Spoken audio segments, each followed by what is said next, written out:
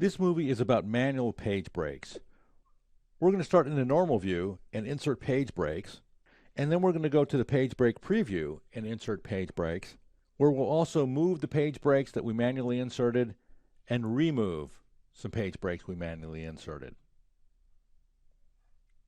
So I have my schedule again of the NASDAQ traded stocks grouped by industry with some profitability statistics that we're going to use to insert some manual page breaks. We're in the normal view, and we can insert some page breaks in the normal view. We can left-click a column to insert a vertical page break. Go to the Page Layout tab. In the Page Setup group, left-click Breaks command, left-click Insert Page Break. And I'm going to click off of that so you can see it. We've inserted a page break to the left of column D, the selected column. We can also insert a horizontal page break above the row that we select in the same way, left-clicking Breaks, left-clicking Insert Page Break, and we inserted a page break above the row we selected. We also have the ability to insert page breaks in two dimensions at the same time, both vertical and horizontal.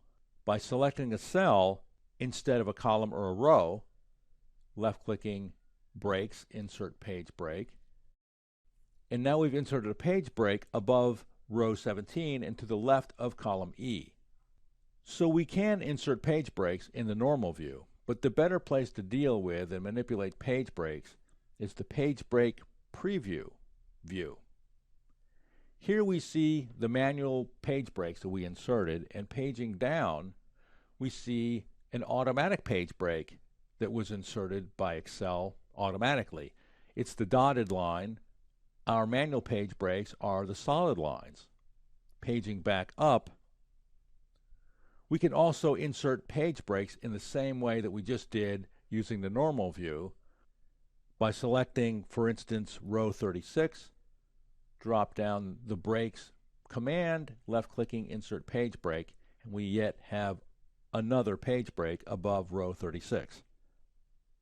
We can move the manual page breaks that we have inserted by left-clicking and dragging, and the same thing is obviously true for vertical page breaks. I'm going to left-click and drag that over to the edge and in effect get rid of it. You can remove the page breaks by the inverse of what you do when you insert a page break, which is to say, to remove the page break above row 17, select row 17, left-click Breaks in the Page Setup group, and then left-click Remove Page Break. I'm going to remove the page break to the left of column D by selecting column D, left-clicking the drop-down, Remove Page Break. Now, we just had an automatic page break inserted by Excel, and that we can't remove. If I select column F and try to remove that page break, I'm not successful in doing that. I can move it over and relocate it so that my manual page break is actually the one that carries the day. And removing yet one more page break, the one above row 23, gets me page 1, drop down page 2, and I've reduced my print job to 2 pages that are fairly readable. It's scaled down to 72%, and maybe I'm happy with that. So this movie was about manual page breaks.